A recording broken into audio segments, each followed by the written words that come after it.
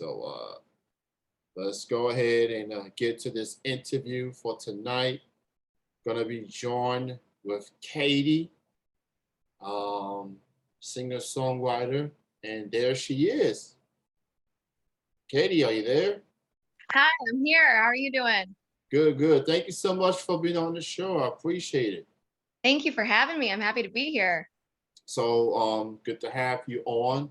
How did you get started into music? I'd been writing songs since I could talk. And when I joined the AmeriCorps in 2015, I moved here. I hadn't even planned to pursue music. And a couple years after living here, a friend of mine saw me post a video on Snapchat of me singing and asked me to join his band. And it all just kind of went uphill from there.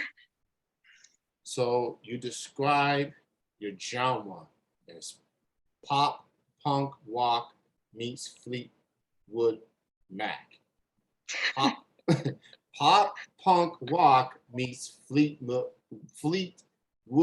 Mac. So Yeah. talk about that description on that particular your own genre, your own yeah. Just describe that type of music for me.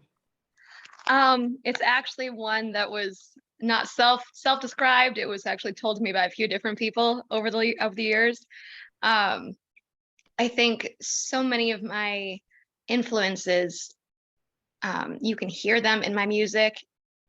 That being the stuff that I grew up with as a teenager, like My Chemical Romance and Paramore and Taking Back Sunday, um, influences a lot of the sound that I have. And Stevie Nicks is my number one like woman, and her songwriting, her storytelling, I think comes through in a lot of my lyrics as well. Awesome. So you mentioned Fleetwood Mac. Who else, as far as the pop genre, the punk genre, the rock genre, who else some of the artists that has inspired you as an artist? Oh man, I could talk about that for hours. um, I don't know if you've seen it yet, but Alanis Morissette just had a documentary come out, and I watched it the other day, and it reminded me how much she inspired me in my music as well. She was actually Jagged Little Pill was the first album that I ever owned.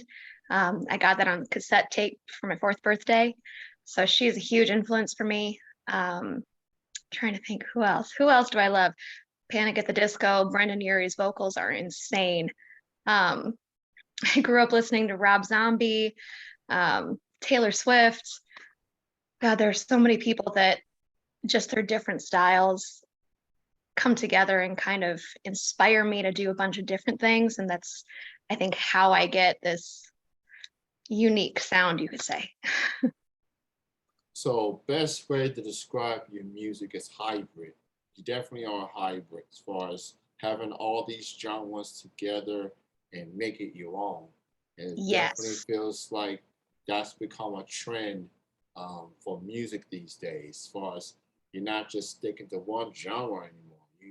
You definitely put some genres together and make it your own. So Yeah. I got to hear your album. It is an incredible album. Thank you. You can check it out on all the platforms. Love Katie is the name of the album.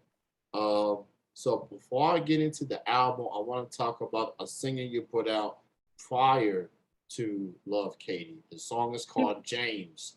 I played that song before you joined me. You gave me 4 songs to play. I played 2 of them, James and August. August is off of Love Katie.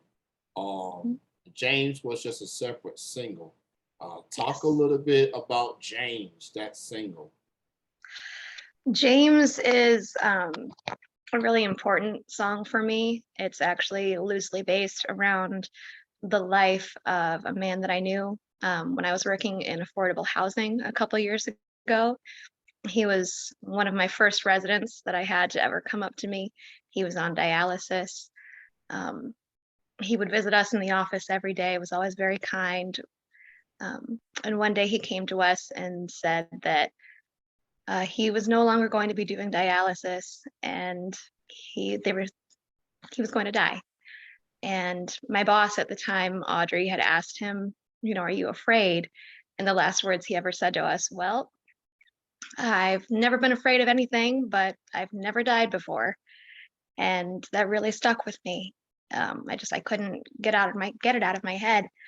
Um, so I went home and I just started writing, and it devolved into this story loosely about him and some of the other residents in the building and their stories. And I got James. Mm, that's deep. It's very emotional, especially.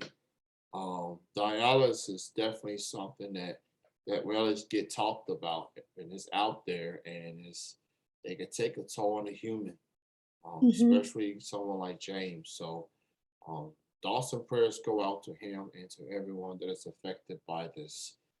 Something that people need to be aware of, be mindful of. So thank you for sharing that, and Thank you. hoping that people will listen to this or just listen to that song and just give them a sense of hope per se. Music does have a way of helping people through trying times, and a song like that can be that boost of hope, and just what they need just to help them get through, whether it's a day, an hour, or whatever the case may be, just going through this. So it's definitely an inspiring song, for Thank you. sure. So, um, let's talk about this record, Love Katie. Came out, it's on all the platforms. Everybody can stream it, give it a listen. Just talk about how did this album came together, and now that it's out, how do you feel about the reaction? How do you feel about the album in general? Just give us a rundown, just this album being put together and how you feel since. Oh, I think what sparked the album officially was I went through a really nasty breakup and was processing a lot of my emotions. And I processed by writing. And that's where I got the title track, Love Katie. Um, and all the other songs just came from there. And through writing, I was able to, realize that it wasn't just about this person that I was, you know, that I had feelings for and, spent a lot of time with. It was about, me processing relationships in general and childhood things, and how we interact with other people has a lot to do with how we feel about ourselves. And so creating this album for me helped kind of move past some of those things that I wasn't even aware that I had within me. um, I feel like I've grown because of writing this album and releasing it. um, but the response to the album has been unbelievable. I have been floored by how many people have shared it and talked to me about it and reached out. It's insane. I'm still like reeling from all the positive response from it. It means a lot that everybody that's listened resonates with it in some way, shape, or form. I mean, to me, my music is my healing, it's my therapy, and to know that I can kind of share my medicine with other people is amazing. Yeah, you said it exactly. Music is indeed it's your therapy. So just to get those feelings out and just to tell your story, and just just putting it out there is definitely something that people can relate to in some of the songs. Uh, I like the album. I think it's an incredible body of work, and definitely it's worth listening to. Love Katie is the name of the album. Go stream it. Go purchase it. Go, and after you do all that, spread the word about it. Let people know about this, and definitely support these independent artists like Katie. I should have asked you this question before this interview happened. How do Mhm. you pronounce your last name? It's okay. Everybody butchers it. It's Radecke, like radical, but with an E. Radecke. Radecke. Okay. Radecke. that didn't sound so difficult to pronounce, but I can understand how it could be mispronounced per se. Uh, so one of the songs that you sent me to play is actually one of them is the opening track off of Love Katie, and that's Yes. August. Tell us the story behind that particular song. Oh man. Um, so it actually partners with another song on the album called December. Um, and I wrote them within their titled months. I actually wrote December 1st. Um, that was when I had first started seeing someone, but had feelings for someone else and couldn't reconcile it. And August came about after the person I'd been dating and I ended things.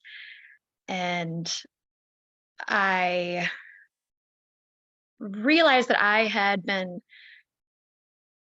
changing a lot of myself to keep the attention of someone um, when I didn't actually need to do that. Um, and I was angry at myself and at him. And August poured out. It was a lot of like the opening line, I would break myself to make you see me. It's that idea that you would give so much of yourself for another person and they are too wrapped up in their own business to even consider you. So it was a lot of me being mad Mm, at Getting him and at myself.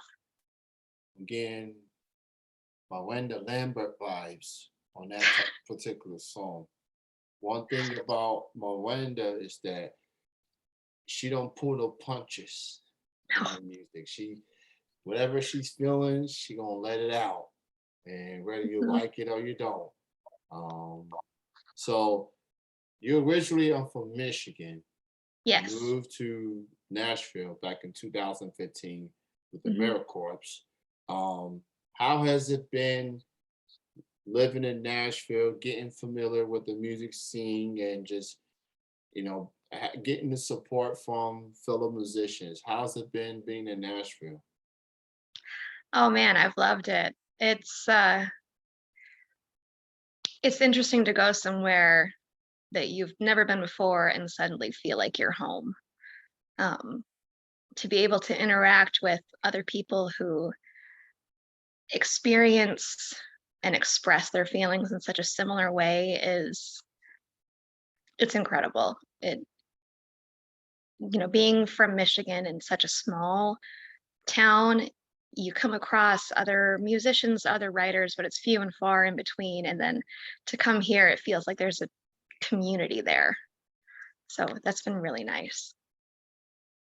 Definitely helps going there and seeing what's out there and seeing what you've been able to do. And, as you point out, getting the reaction from Love Katie, very encouraging. Just people sharing it, putting it in the IG stories, and just spreading the word on social media. That's very encouraging. It makes it seems like making that move from Michigan to Nashville worth it. Just Oh yeah. based on that support and your music getting streams. I see some of my friends, fellow musicians, putting out their Spotify stats, Spotify rap, I guess you could call it, and just showing out their stream numbers and stuff. And Yeah.